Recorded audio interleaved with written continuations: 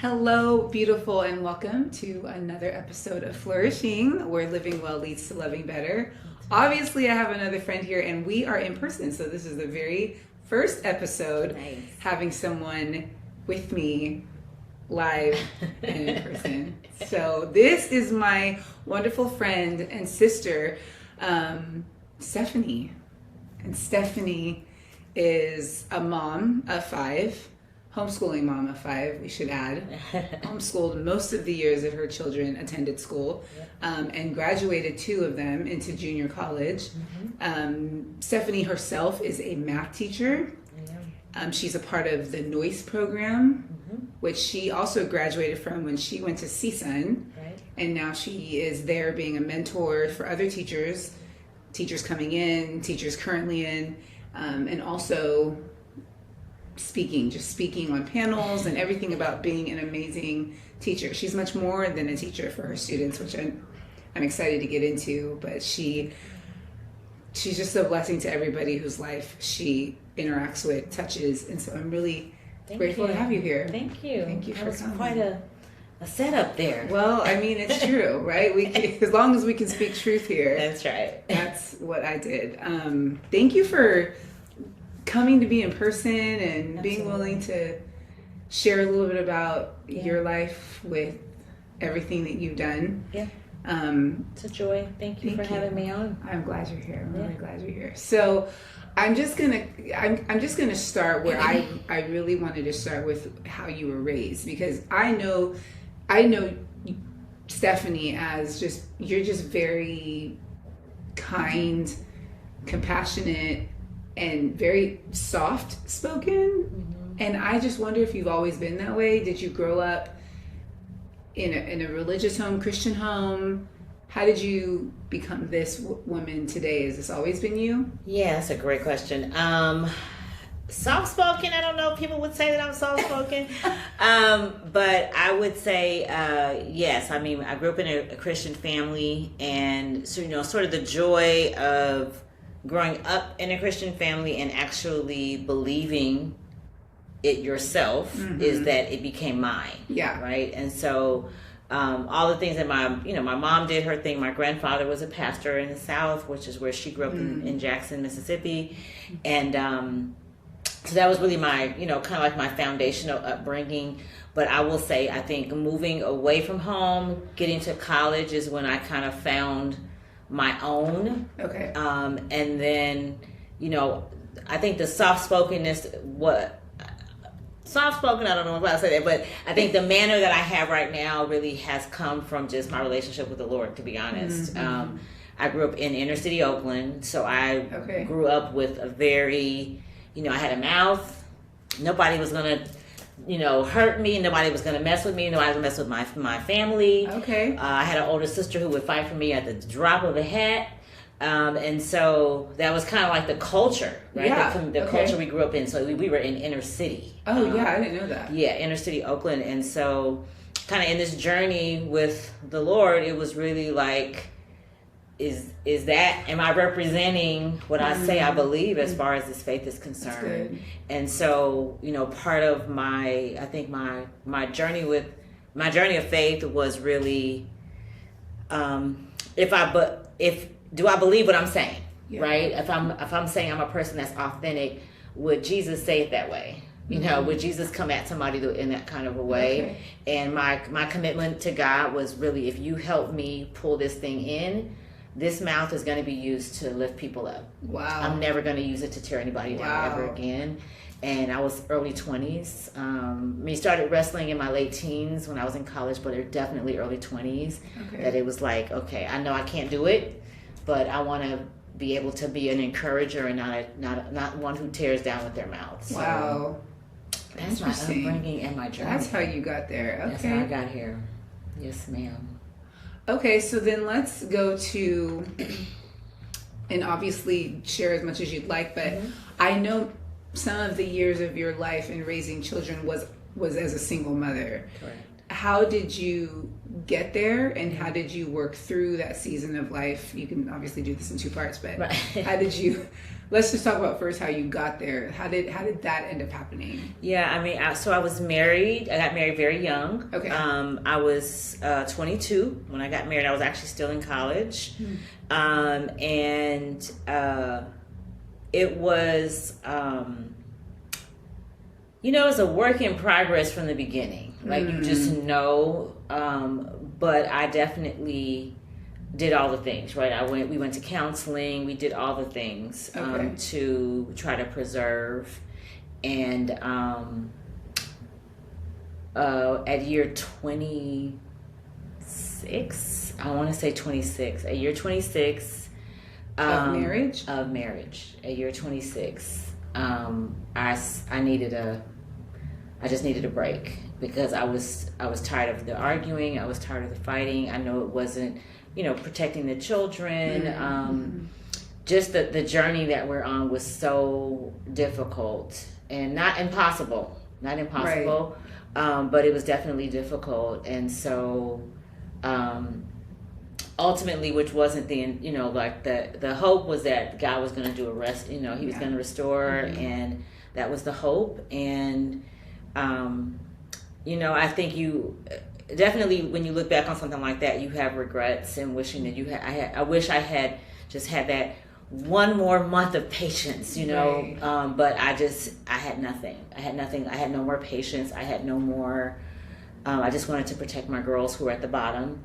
And I could see it taking its toll on them, and they were still young. And so I went through all the journey. I begged him in front of counselors, like, you can't talk to them that way, because you can see them crumbling on the inside. And the counselors encouraged, it's like, your daughters love you, they don't need that. And so I stayed in it and kept going, and then it was just, I had to, I literally felt like I don't want to say I didn't have a choice, because I did, but I felt in that moment that I didn't. It was them or us. Right. Okay. That's literally at the end of it, when it came down to it.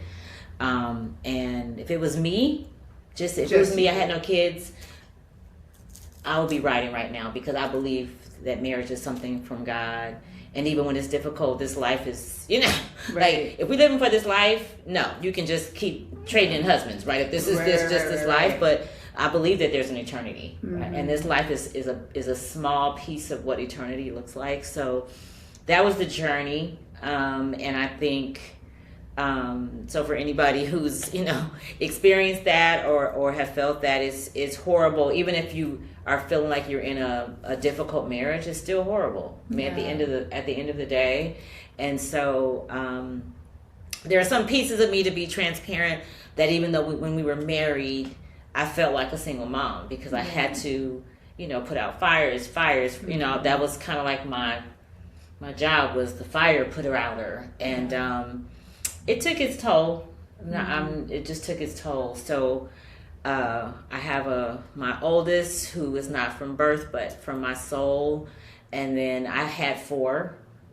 So a big part of my life, I think, was just trying to present them with wholeness, right? And so we talked about, how do you love people when they're not receiving your love, or how do you love people, how do you set boundaries in a way that's healthy? How do you not have expectations of somebody to be something that they are clearly incapable of being, because they're showing you that? And so that was my prayer for them, was that they could see what they could do, and what they could be, and what they couldn't be. Yeah. And so they definitely struggled in different ways, but thank God they are, everybody's in their life and in their career. And I did offer counseling for everybody as they were coming up, if they needed it. Everybody, 3 of the almost all except for 1 took counseling, and they're better for it. It helped them understand themselves. It helped them understand their dad. It helped them understand, like life is just difficult. Believer or not believer, life happens. It's a matter of how we handle it. And so that's how I ended up a single mom. But again, I felt like a single mom, in the marriage. Yeah, I can relate to that. I really do. Really did. Yeah.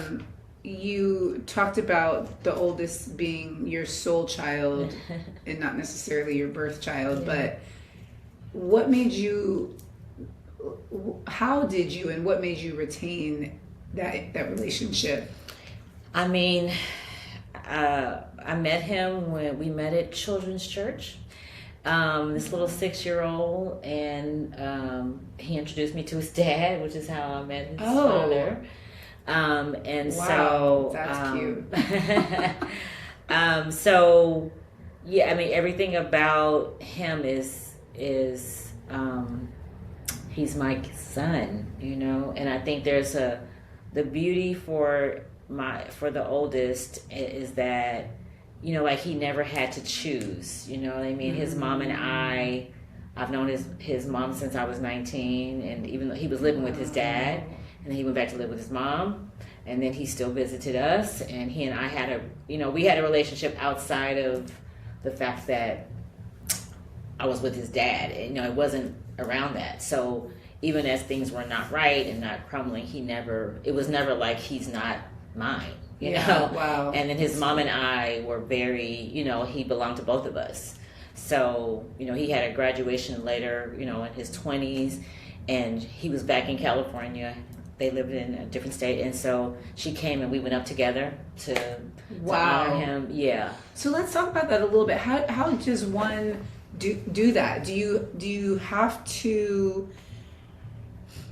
I don't want to say do you have to know God to do that, but how does one have a healthy relationship with the mother of their bonus children, or like how do you do that in a healthy manner? How did you do that? Yeah, I mean, I think it's the essence of your show, right? Mm-hmm. This whole idea of how do you love well? Mm-hmm. And so the intention was like we had no issues with each other. Mm-hmm. That was it. Good. There was never ever a reason for us to ever have an issue around anything other than we both loved her son. Mm-hmm. He loved me. And the first time I met her, he was like, Steph, you gotta meet my mom. And so, she came over and we met each other. We weren't married then. And so we were dating, and, we looked at each other and we were like, we're going to love each other. And she's like, we're going to love each other. I mean, it was, that's literally because there was no reason for anything. And, there was no reason for anything. There was no reason. I feel like there is no reason. No. There is no reason. No matter what circumstance it is, there is no reason. Yeah. Unless there was something done like infidelity or something like that. Mm-hmm. But if there's none of that, then there really is no reason to have animosity. No. Because that only causes the problems for the child. For the child, yeah. So, I mean, I think kids in general, and especially when you're from a split family and then they're in different states, there's all kinds of issues that can happen. Mm-hmm. But he felt loved, and so good. And he, the goodness was, even though his dad and I, we were dating at the time, and he said, I wish my parents were together. And I said, I know that's got to be hard, but there was never a point where he couldn't just tell me how he was feeling, and he wasn't digging at me at all. It's like he loved me. You didn't take it personal? I did not take it because it's not personal. You understood his shoes. Yeah. You put yourself there. There was no attack on you, and I that is so beautiful, because I think that's how we can love a stranger better. That's how we can choose to be kind, not nice, but kind to one another. If we just think about where that person is, and you did that for him in those moments, and he felt that, so it felt safe to be with you, to love you and love his mother. Absolutely. And that has carried on. I was thinking about it because his child just got married, the oldest, so my oldest granddaughter, and this is our 40th year. I've known him for 40 years. Wow. Yeah. And so even that, we both feel, we were hugging at the wedding reception. He came over to me and he hugged me and we just looked at each other and cried.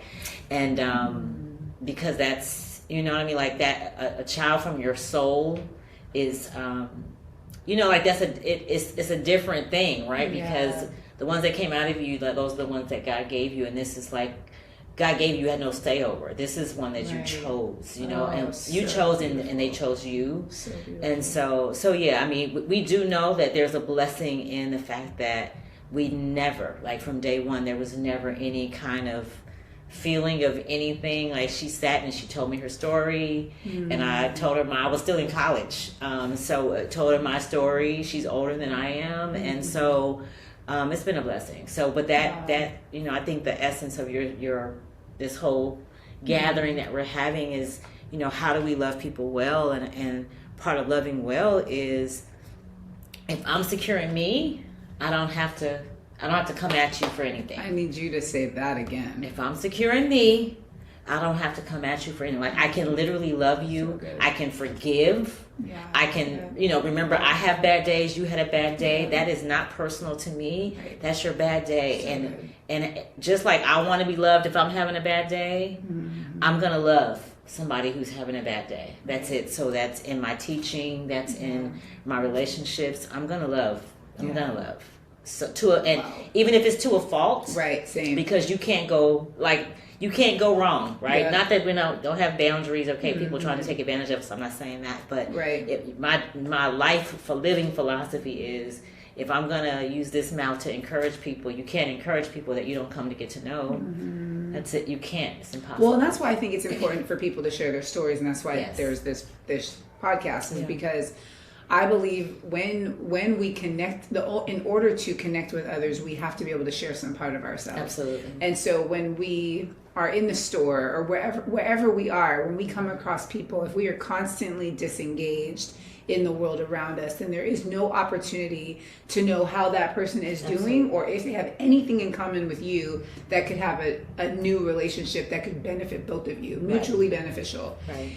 And so you two sitting down to share stories with one another was the beginning of you realizing we're not too different from one another. We have similar trials. We experience life just like the other does, and things are hard. And you didn't know that 26 years later you would be in her shoes as a single mom necessarily, if that's what she was, but you were able to start that relationship, and in that you actually had another friend. You had a new friend, like a new sister in a way, all because you chose to be humble, right, and be secure in yourself so you could love someone else better. That's well said. So speaking of teaching, you, like I mentioned earlier, you have I didn't even share how we met. Let me go back. Normally I share how I meet people. So if you saw, which if you haven't seen it, you need to go see the episode with India. Nice. But India is the spiritual leader and lady of Vineland Ministries, which is where we met. So if you didn't watch that, go back and watch that. You'll know what I'm talking about. But Stefnie, you were actually one of the very first people that I met when I came. I didn't know that. Yeah, because you were just friendly. Okay.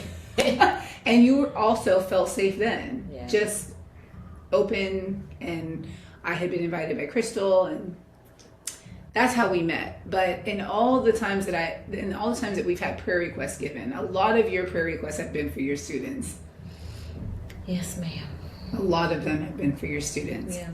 And what I saw in the way that you cared for them was similar to how you care for your soul child.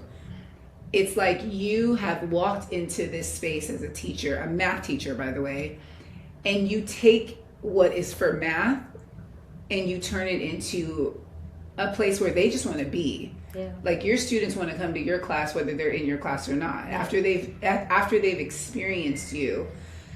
So my question to you is, well, first, how did you get into teaching? Because you were homeschooling your kids. Yeah.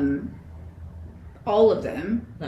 So let's just first go through that transition. How did you end up becoming a math teacher? Okay, so I went to CSUN. I graduated in engineering. Actually, my bachelor's is in electrical engineering. Smarty pants. And so my senior year is when I got married. So now I've got a 7-year-old at that time. He might have been 8 years old, that I'm, maneuvering with. And so then in the process, he eventually moves back to live with his mother, and then I started having babies.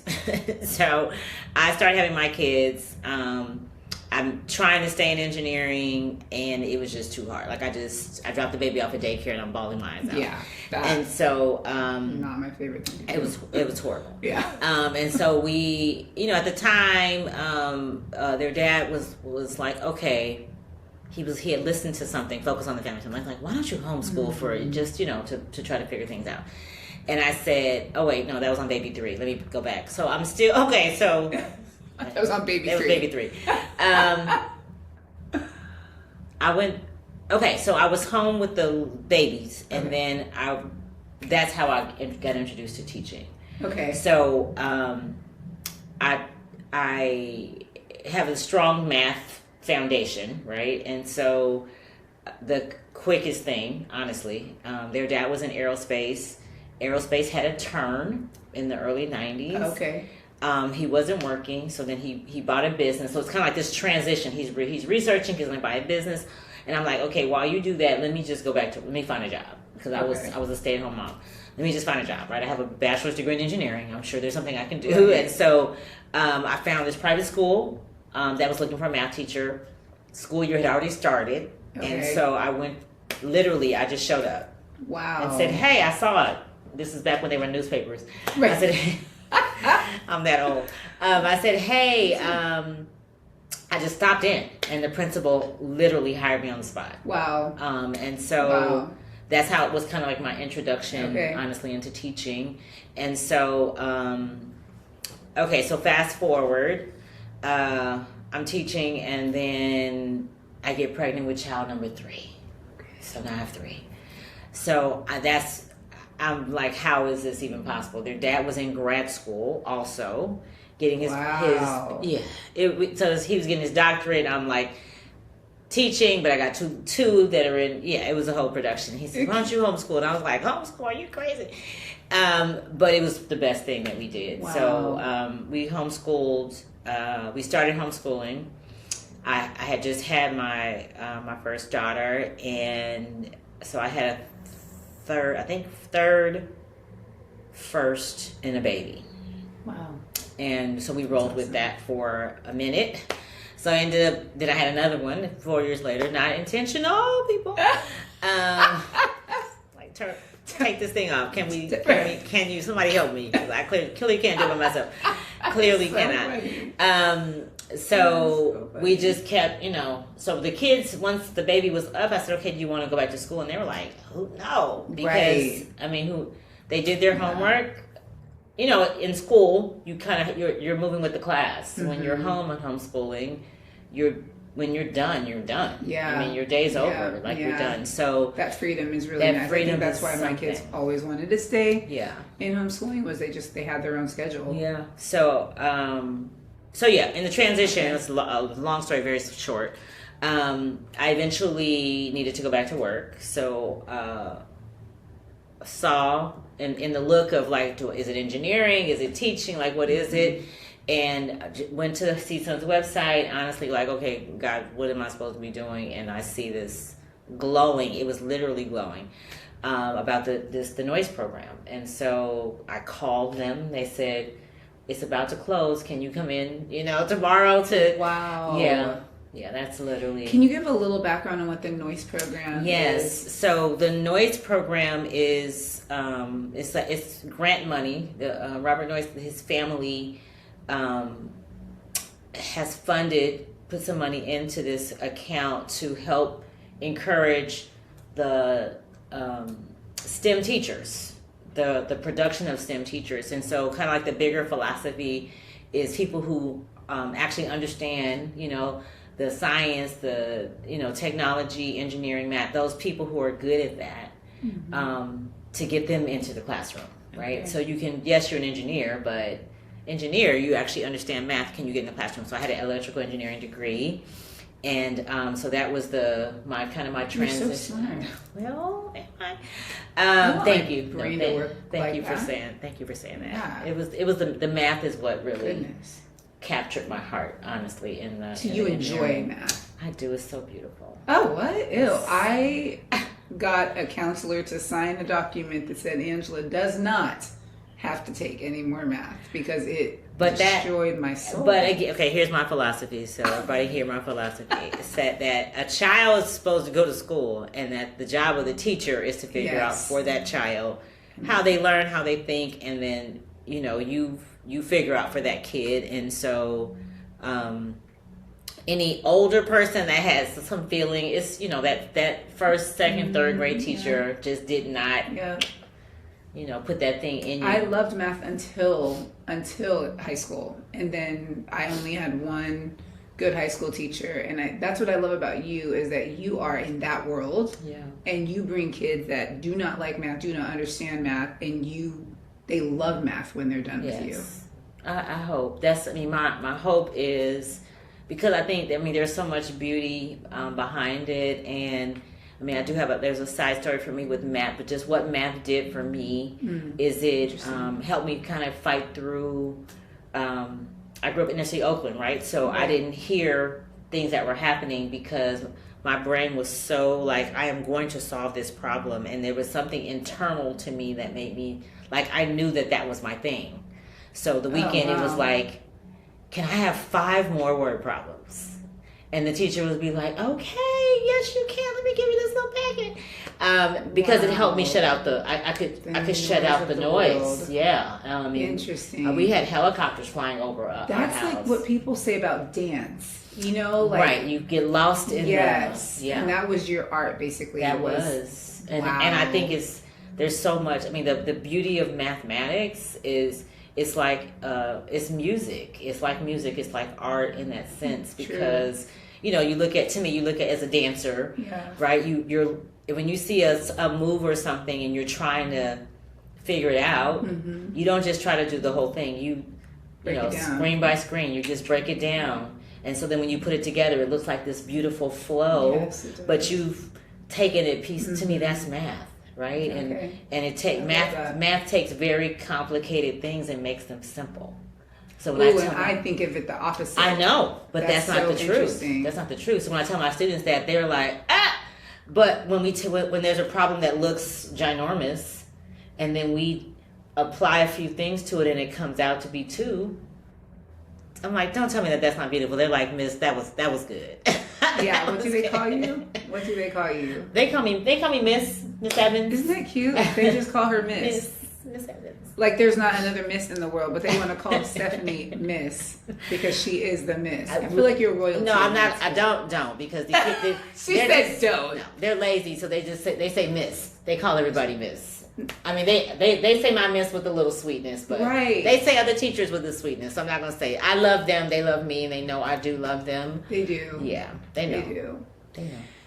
So this noise program is what got you through to teaching, right? You said something like the grant money is what covered your ability. So this was at a time when you didn't want to pay for. Well, and nor could I. Right, I was gonna say it probably there was no way. A good time. I had all 4 kids at this time, so it paid for the credential. I paid for I got a master's. I have a master's in math ed, and so it did all of that. Wow. Yeah, along with there's some other beautiful things that are part of just it. Kind of creates this community of STEM teachers who are teaching is a challenge. With the joy. I spoke last night about it, that I love going to work every day. It's not that it doesn't have any challenges, but I keep the main thing, and the main thing is the kids. So all the other things that are distracting, if you keep the kids the main thing, then everything else will fall into place. So it's not the curriculum, it's not the pacing plan, it's not any of the kids they're the main thing. Wow. And if I can keep my eyes on the kids, then I know what I need to do to teach them. I know what curriculum to pick out for them. I know how to, all the things. And I mean, I think the kids, this is kind of a side, but the kids now are like, they come to school, which I mean, I think every generation has, comes to school with their thing, right? Mm-hmm. The argument you had, that your parents are fighting, or your sibling was in your stuff, or you come to school with things. And so one of the things I said on the panel I was on was that, I mean, I think like in the 80s, you just got up and teachers taught,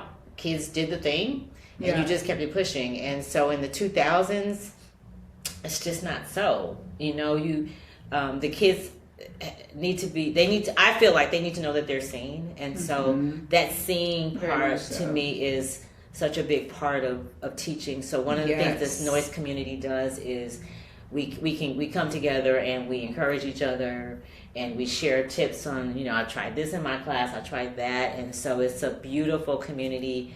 They're actually trying to grow the community that they have. So people are come from literally, there are programs all over the U.S. And where they really are, there's an intention to get people who know their content, get them into the classroom. So you're not just falling into it because there's an opening at a school and they need a person in there. Right. They really are going after people who are strong in engineering, math, technology, and the sciences, and to help, like in that sense, like helping you can help. If you understand your content like in that deep way, then you have a better opportunity with some now training on the teaching side to bring that and open the eyes up of the kids. And so now you're a mentor for the teachers or people coming in as teachers for the noise program. Yes. And so you have shined in your ability to teach and love these students, and then give them a love for math.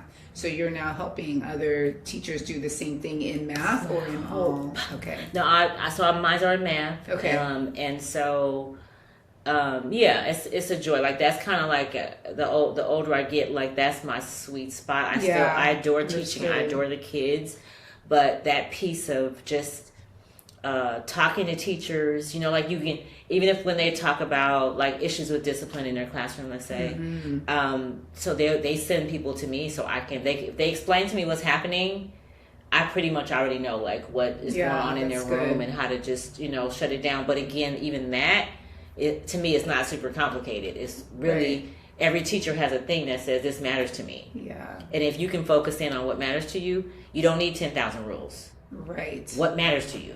Kids talking when you're talking, that's the class rule. That matters to you. Yeah.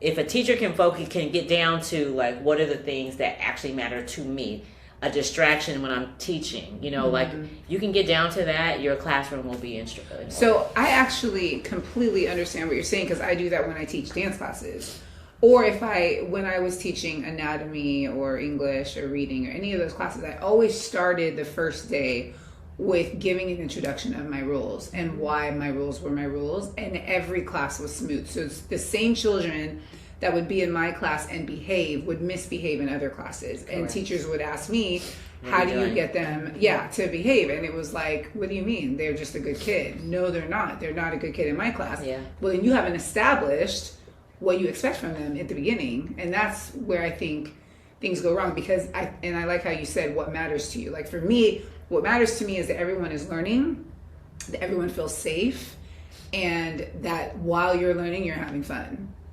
You're learning and you understand what you're learning. Yeah. So the only way we can do that if these four things are followed. When I'm talking, you're not. And when you're talking, I'm not. Right. So we do that whole thing. So if someone is talking, I will stop and I'll say, are you given permission to talk, or is so-and-so given? And then that's literally how it just stops. But all those things are established in the beginning, and I think that that's what happens. Because even when I was homeschooling the kids, I was at a learning center teaching, and people would ask, why wouldn't I go teach? And I like what you said, because I didn't want to go teach because I didn't like all the other stuff, and you named them, the curriculum, the pace that you had to do everything in, you couldn't make sure that every child learned. It's just get to the test and make sure they're doing really well on those tests because our school needs those numbers. Yeah. I didn't want to be a part of that propaganda in my mind. So becoming a teacher in a school was not for me. Right. I was down to teach kids in an environment that had nothing to do with an organization that needed those numbers or those, but I didn't want to be a part of that. But I like how you have stuck in the program. You have been a part of public schools, right? Yeah. Mostly LAUSD, and you're doing that regardless of all those other things because you're keeping the main thing. Yes, I'm keeping the main thing.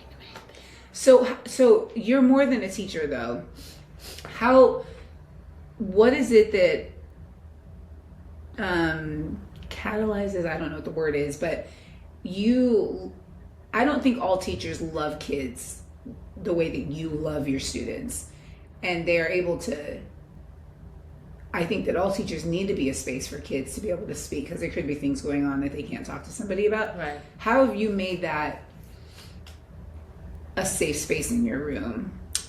Yeah, I mean, I think it honestly goes back to that girl in her 20s who, this mouth I'm going to use to encourage. And so when I tell you that I can, if I spend time with a child, right, I can see the good. Yeah, me too. No matter, Yeah, like even if if kids are acting up, you know what I mean? Like I can still see the good.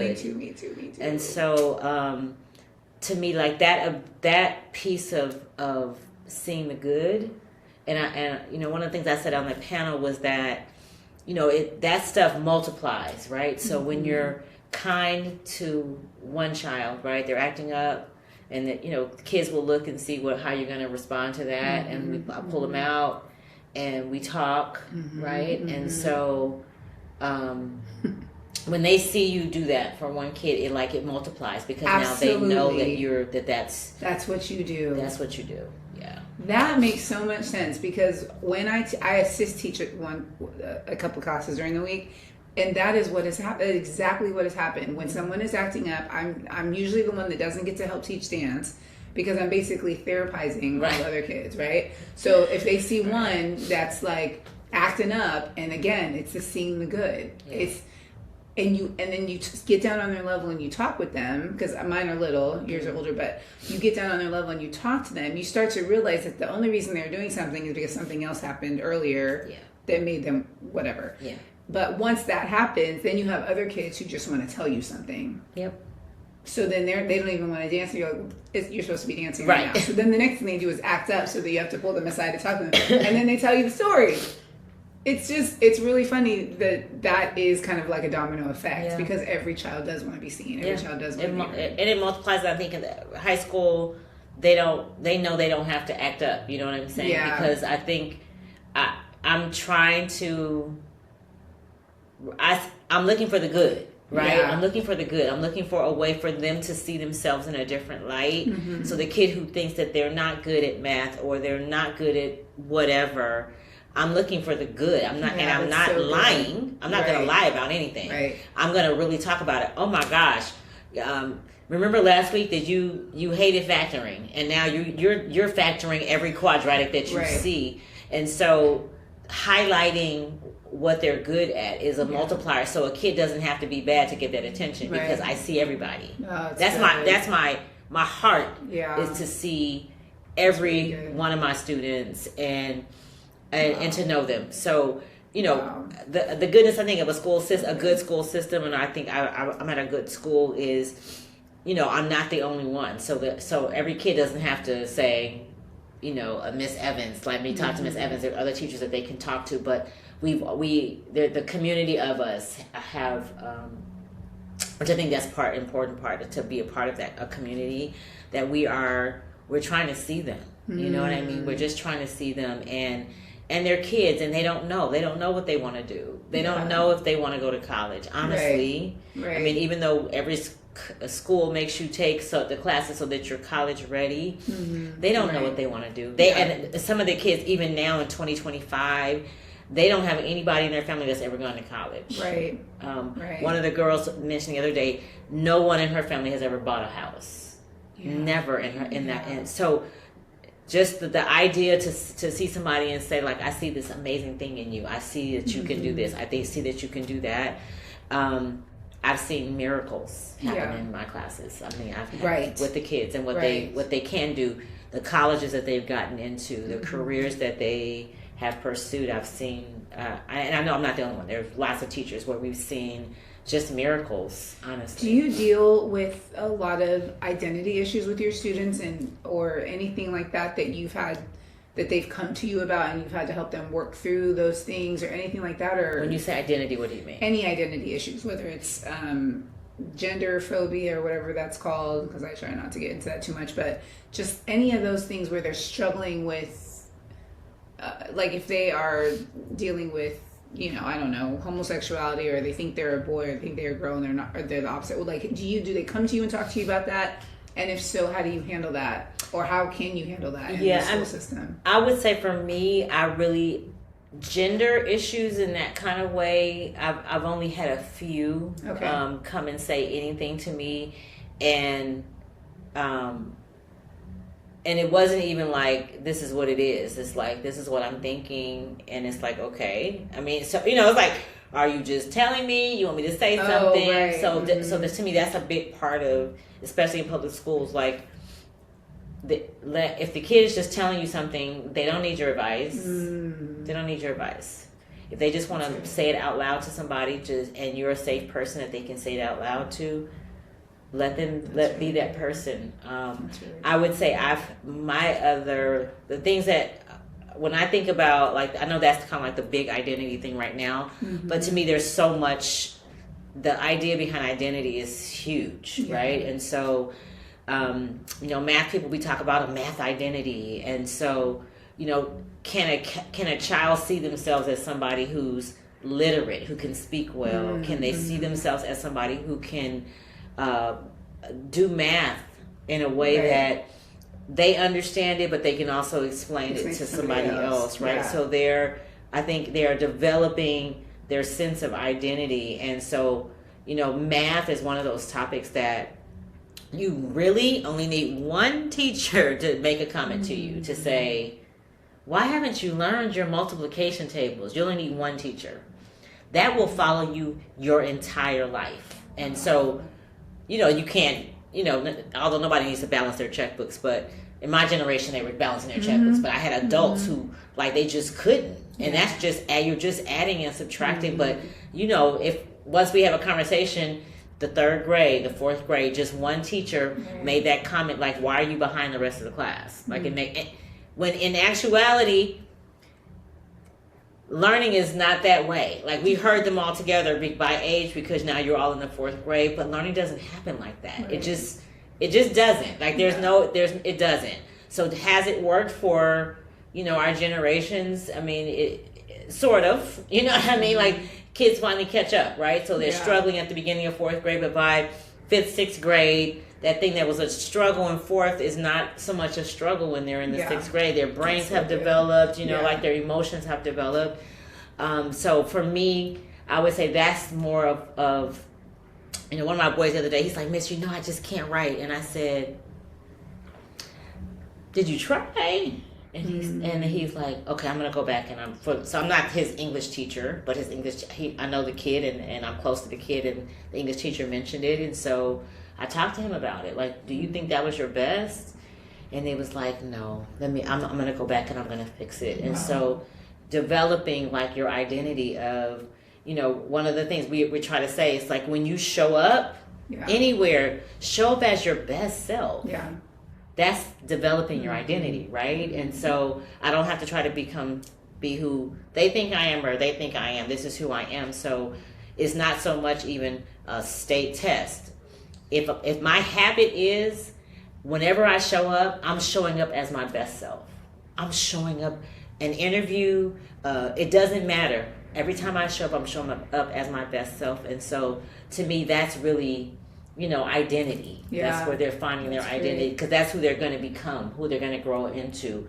Are they going to be confident when they speak to an adult? When they have to have that interview for college, are they going to be confident, or are they going to be, timid, shy, not speaking, not knowing what to say? And so, those are the things I feel like I'm working on, and the teachers that we work together, we're working on them developing their identity, like who are you? What do you value? Yeah. And living up to what you say you value. That's so good. Yeah. Wow. There's so much that you said in that. I want to shift because I just want to get a little piece of, because your heart is just really warm, and I just wonder, with everything that you've gone through, because you've gone through your own ups and downs, and yet you've been able to pour out so much into other people, students, other teachers, us in the group, us ladies in the group. What are you doing to get yourself to the overflow so that you can pour out so much?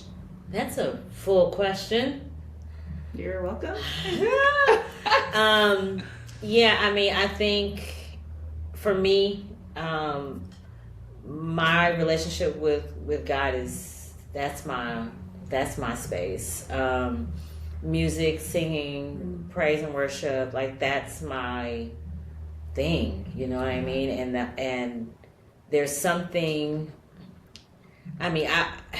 Even though like you're giving when I'm giving to my students, but it's something beautiful like when you are doing the thing that you were called to do. Like I know I'm a good teacher. I know that. When you're walking in the thing that you're called to do, and I was telling on the panel, like I'm always ready to learn. I go to conferences to get better. Even though I know I'm a good teacher, like what can I do better? What can I see better? And I don't walk in like, okay, I'm the veteran teacher. Like no, if you're trying something new, teacher, that worked with your kids, please tell us, and let us tap in. I went to an AI class, and just how do you use that in a way that's meaningful for your students, and to pull them, to give them engagement, right? Mm-hmm. Because the AI thing can go faster than you can search, right? Or than you can look. And so not that that's not, it can't teach for you, but just you feel like a little block, but you want to help this one kid who's doing something. So just I'm open to learn. And so there is something that I know, there's like this transforming thing that as I'm giving, I feel full. Okay. I really do. Good. I think that's what the Bible even talks about giving doing. Yeah. Yeah. It's not meant to deplete. If you're giving it in the right way, it does return full. It really does. And I do take time to just be with myself and my God. Yeah. I do take time for that. You do. I do. I take time for that. Yeah, I think of you as a student of the Word because you love to read the Bible and study it. I do. And do you do that to get to know yourself better or to get to know God better? Why do you like to study the Word of God? I know. I think because the faith is mine, right? When it helps me to see God better. You know what I'm saying? Like I, in that sense, hear Him better. To know Scripture is to know God, right? Mm-hmm. And so when a situation happens, I can look at it and say, that's not in God's nature. Mm-hmm. It's not in God's nature. That's not in God's nature. So that means that if that situation happened, then it was. Yeah. So that for me, that's the part, and I don't know. To me, also the Bible is such a sweet love story. Mm-hmm. Even the Old Testament, right, which is really hard to get through, by the way. Right. Especially Leviticus. Okay, go ahead. And my friend Tanya, she's like, like you see love. You see love in everything, and I see it. The love of God is so overwhelming. Yeah. And if I'm saying I'm a believer in that, how can I love any other way? Mm. Like really? That's so true. So that piece of like this, the God who is always chasing, always, you're people and you reject him and he's still saying, I love you. Yeah. And you're a people who he's saying is his own people. And you say, no, God, I'm going to serve this God over here who has never done anything. And actually, it's just a piece of wood, but I'm going to do this. You know what I'm saying? And he's like, no, don't do it because something terrible is going to happen, but I love you. I'm going to come get you. Right. Like, this is such a beautiful love story, honestly. It is. And to me, that love story, that's what fuels my... So your self-care, your soul care is mostly spending that time with him, worshiping and praising him. And the beach. Oh, me which too. he made. The beach. I look out and it's like, this is like that. That's my glimpse of like just the vastness. Same. I love. Same. The beach is my happy place. Yeah. Me Feels too. my It's the soul. same thing I say. Between dance and teaching kids, because I really do. That really does make me like come alive. And being at the beach, it's like it is a happy place. Yeah. Wow. Everybody needs a happy place. Yeah. Agreed. Wow. Well, as we wrap this up, and I just appreciate all that you've shared so far. I don't know if there's anything that you wanted to share that we didn't cover, but I also I feel like I just want to know if there is like one big thing that you've seen God do in your life that was just so restorative, so redemptive. If you could tell one story that maybe would change someone's perspective on who God is there something that comes to mind when I say that? Because I know there's so much. So many stories. I know. But if there's one that comes to mind, and if not, then just because I know there's so many. It really is. But if there was just specifically about restoration, is that what you're saying? Yeah, just like something restorative and redemptive that God has done in your life, where you were in the dark place, and yet God took that dark place, and He just made beauty for ashes. Yeah, I will say one of the stories that I think sticks out with me. So, I thought the kids' dad and I were going to get back together. We had a plan. We had a whole plan. He upended the plan, and so I'm really like, oh, okay, God, what am I doing? So I end up moving out with the kids, and I really didn't have anywhere to go. I mean, so I'm planning to move out, but I don't have anywhere to go, and so I felt like it was. I mean, I'm crying. Okay, I'm gonna have to go back to with him because I've got, my girls are with me and I can't have them, like they have a house, we have a house, you know what I mean? And so, I left them at the house and I got in the car and it was like, okay, God, if you're telling me to stay, I'm going to stay. And then, but I felt like, okay, if I wanted to live somewhere, where would it be? And so I go driving in this community. Right? And so a friend of ours knew what was happening. And so he calls and he says, hey, where are you right now? And I told him where I was. He said, stop driving. 1 block away from where you are, a house has opened up. And I said, what? So I literally was on the corner of this house. I made a right turn. And in that block is this house that's just opened up as I was for rent. Wow. So he said, okay, take a peek in the window because nobody's living there. What do you think? And I said, okay. The person meets me the very next day. And they looked at me. So now I don't have any money saved, right? Right. There's no savings. And he looks at me and he said, something about you, I think it's just good and right. Can we just agree we're going to treat each other well?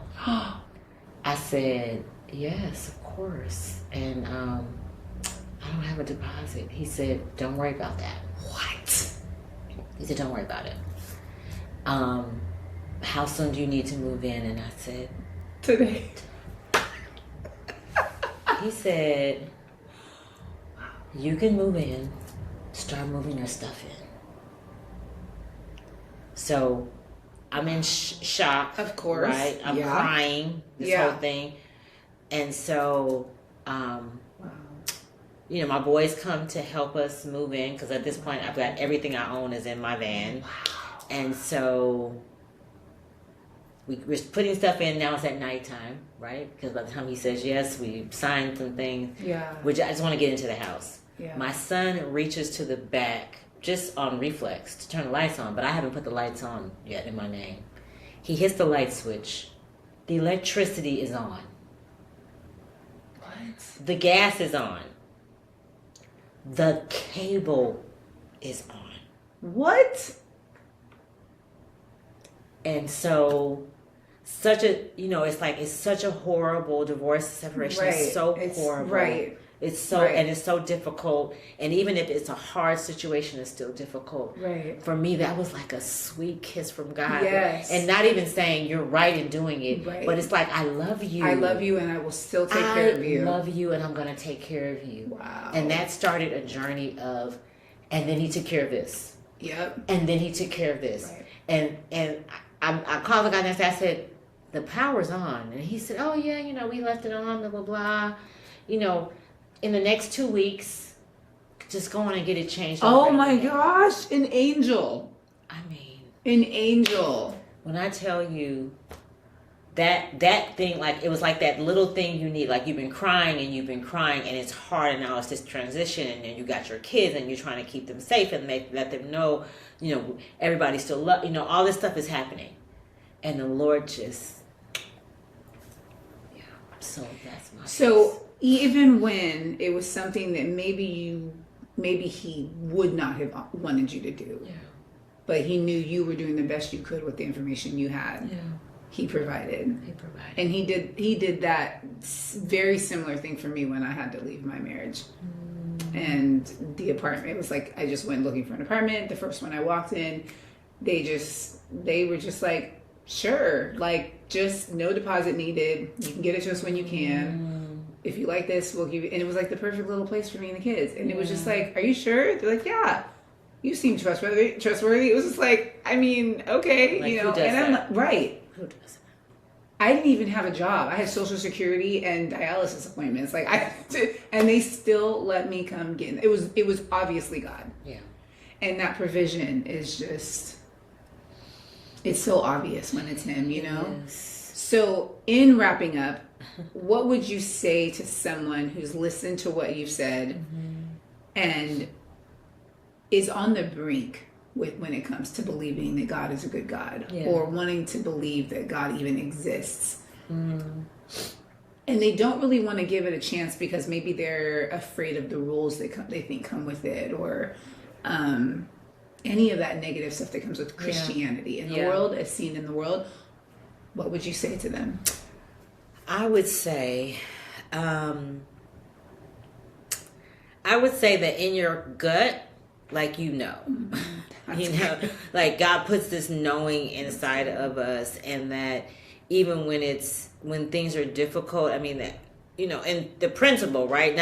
Because you're a believer, it doesn't mean you're shielded from what happens in life. It doesn't mean that. Right. It does mean that, you know, you have this connecting piece that shows you how to live, shows you how to walk, shows you how to make your way through when things are challenging and difficult, and that you're growing. I would say, you know, all of the challenging days were so beautiful looking back. You know what I mean? Like, so when you're in the middle of something, you don't know if it's good or bad, right? You know what I mean? Just because something is painful doesn't mean it's bad. And just because something is not painful doesn't mean it's good. It's not until you get on the other side and look back that you can be like, oh, that needed to happen so that I could get to this other thing. Like, I had to meet that person at the hospital because they eventually, you know, like, you don't know that. And so my encouragement is try Him.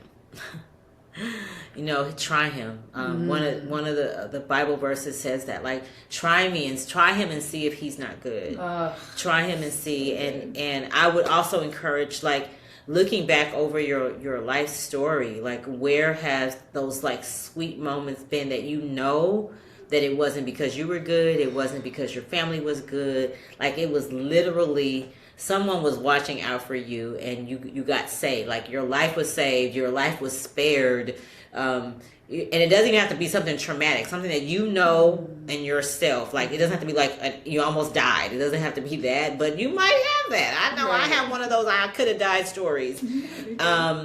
But try the Lord. I mean, Jesus loves you. Jesus died for you. God made a way for us to come and be one with him. You know, Jesus had to do that so that we could engage with God, and now we can. So even with you and your doubts, you can engage with God because of what Jesus did. Yeah.